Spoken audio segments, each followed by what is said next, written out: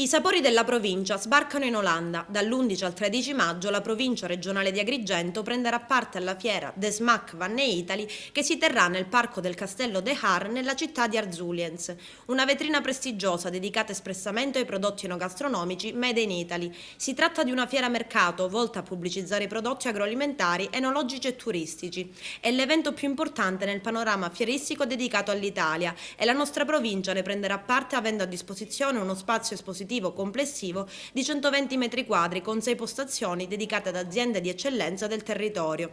A seguito della selezione fatta dall'assessorato allo sviluppo economico saranno presenti per i prodotti agroalimentari le seguenti ditte: Bugia di Favara, produttrice di dolci di pasta reale di mandorla, Collevicario di Ribera, produttrice di marmellate, Provenzani di Palma di Montechiaro, produttrice di olio, le cantine Quignones di Licata, Piana dei Cieli di Menfi e Caruana di Montallegro.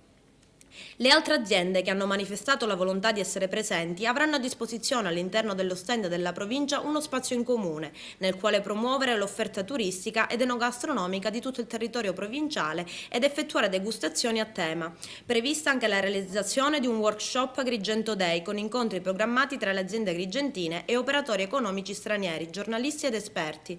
Questo evento costituisce un'importante opportunità per promuovere e commercializzare la nostra produzione agroalimentare, ha detto il presidente della provincia Eugenio Dorsi, e nello stesso tempo rende più visibile l'offerta turistica della provincia. Il mercato olandese, conclude, rappresenta un mercato di primaria importanza per i nostri imprenditori e per le esportazioni di prodotti agroalimentari e sicuramente sarà utilizzata per creare occasioni di sviluppo anche in chiave turistica, per intercettare nuovi flussi provenienti dai Paesi Bassi.